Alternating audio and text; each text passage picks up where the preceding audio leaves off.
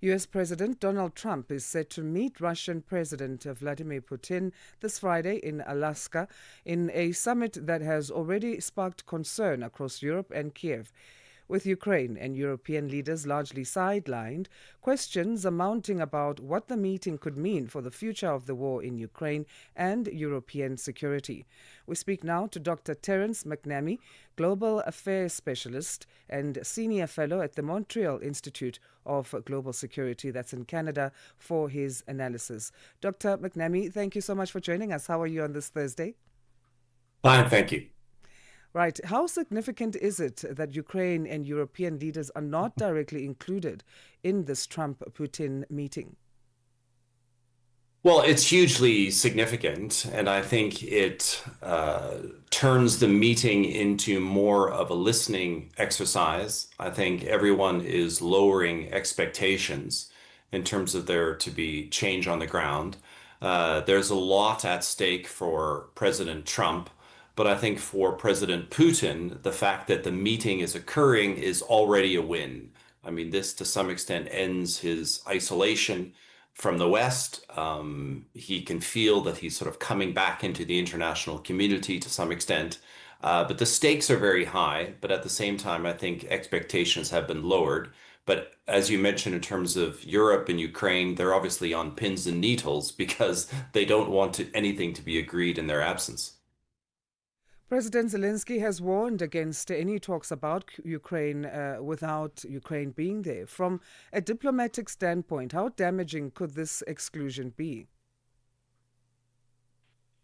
Well, it's hugely damaging, but again, it depends on whether anything is agreed to at the meeting. I mean, it is quite possible President Putin is bringing a business delegation. So what might happen is investment deals may be struck on critical minerals or rare earths. President Putin might also try and soften President Trump up by forging some new initiative on arms control or nuclear weapons. So, to some extent, the conversation, of course, is going to be about Ukraine. But President Trump has already said, lowering expectations, that it's not his business to make peace between Russia and Ukraine, which is something of a departure from his pre-election commitment to end the war within 24 hours. So it's an open question exactly what the focus of the discussions is going to be. Of course, it's going to include Ukraine, but it could also shift. The White House is calling this a listening exercise for President Donald Trump. Is that simply managing expectations in your view, or does it signal a lack of a clear U.S. strategy? You touched that it could be on business, it could be on arms, this meeting. Yeah, I mean, it's often said that President Trump enters these meetings underprepared and overconfident.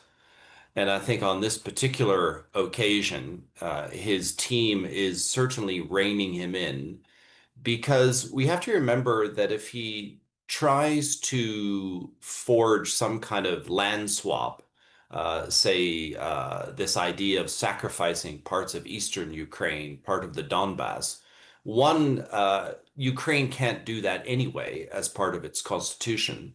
But also, the American public opinion is still pretty strongly behind Ukraine.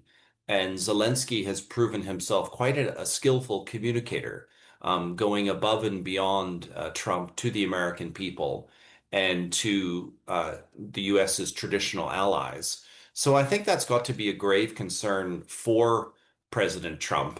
But we have to remember that this is very important for your listeners, is that this land swap issue is something of a distraction because President Putin's goal is clear. He wants to reinvade the rest of Ukraine and essentially end Ukraine as a political entity. We shouldn't kid ourselves. That is the ultimate objective of President Putin.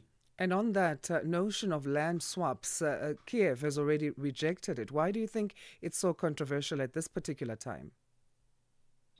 Yeah, well, remember, Ukraine has seen this movie before. In 2014, when Russia invaded the Crimea and captured the Crimea, as the price for peace, Ukraine temporarily gave it over to Russia. I say temporarily because I think it hasn't given up its ambition to eventually get Crimea back. But the point is that it did concede that territory in 2014. But of course, as it proved, that was no guarantee of peace. So again, Ukraine has been here before. They're quite right not to accept, the bona fides of any kind of land swap idea because they understand that effectively they're meaningless.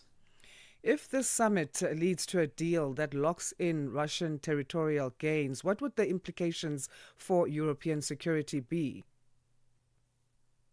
Well, they will be massive because, again, as I said, this thing about little chunks of land in eastern Ukraine, they are a distraction.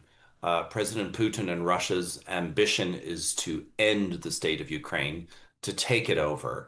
And so Europe will be hugely concerned. And remember that President Putin is probably going to try and use this meeting to drive a wedge through NATO because the last NATO meeting was obviously very successful. I mean, President Trump was able to get member nations to ratchet up their GDP commitments to defense.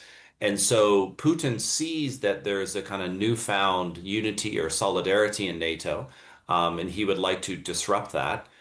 So I think, yeah, this massive geopolitical stakes here for Europe, for Ukraine, for President Trump.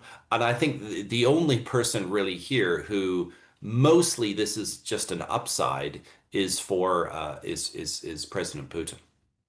Right. Thank you so much, Dr. McNamee. We'll leave it there for now, and we appreciate your insights. Pleasure.